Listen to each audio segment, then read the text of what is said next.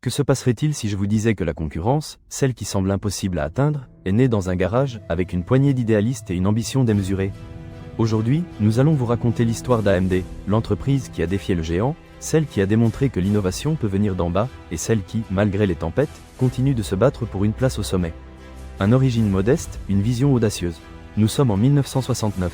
L'homme a marché sur la Lune, le monde évolue à un rythme effréné, et dans la Silicon Valley, 8 visionnaires menés par Jerry Sanders III, un ingénieur charismatique de Fairchild Semiconductor, décident qu'il est temps de créer quelque chose de propre.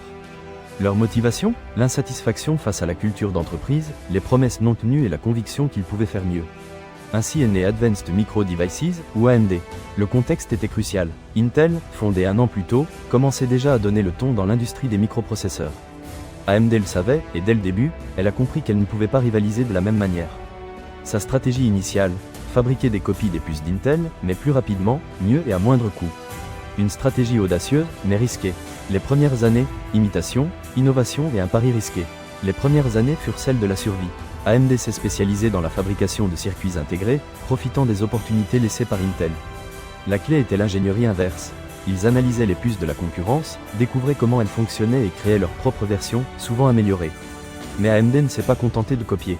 Dès le début, ils ont investi dans la recherche et le développement, à la recherche de solutions innovantes. Une étape importante a été la création de sa propre ligne de microprocesseurs, compatible avec le logiciel d'Intel, mais avec des performances supérieures. C'était un pari risqué, mais nécessaire pour se différencier.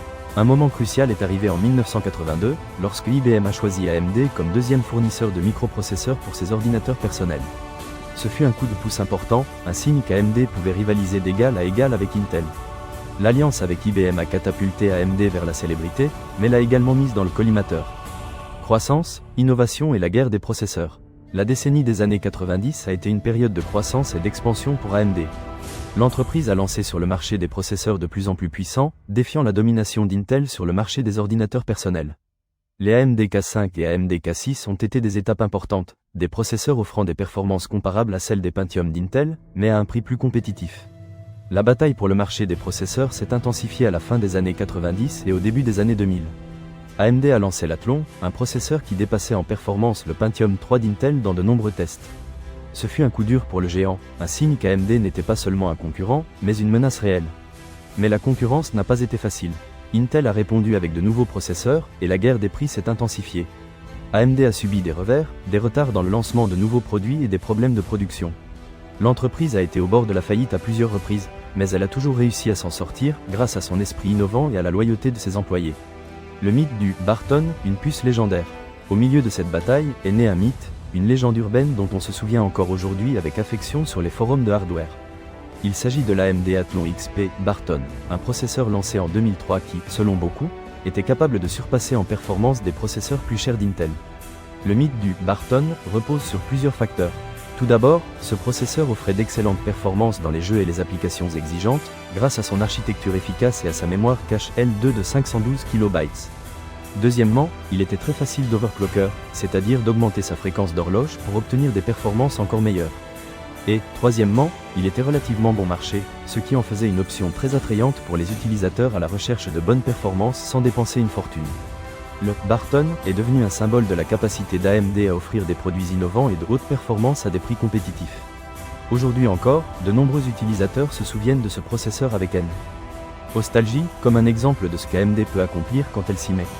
AMD aujourd'hui, une résurgence impressionnante.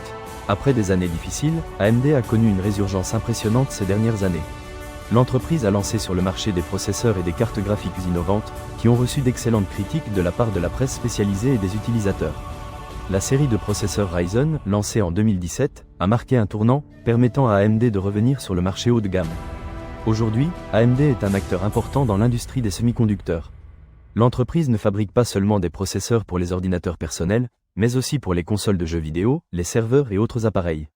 AMD a démontré qu'elle est capable d'innover, de s'adapter aux changements du marché et de rivaliser avec les géants de l'industrie. Un héritage de défis et d'innovation. L'histoire d'AMD est l'histoire d'un David qui s'est confronté à Goliath, l'histoire d'une entreprise née dans un garage et qui, malgré les difficultés, a réussi à défier la domination d'un géant. C'est une histoire d'innovation, de persévérance et de la conviction que l'on peut toujours faire mieux. Parce que parfois, derrière un simple logo, il y a toute une histoire que peu connaissent. Avez-vous aimé cette histoire? Si vous voulez connaître d'autres histoires de marques qui ont changé le monde, abonnez-vous à notre chaîne et laissez-nous un commentaire. À bientôt dans la prochaine vidéo.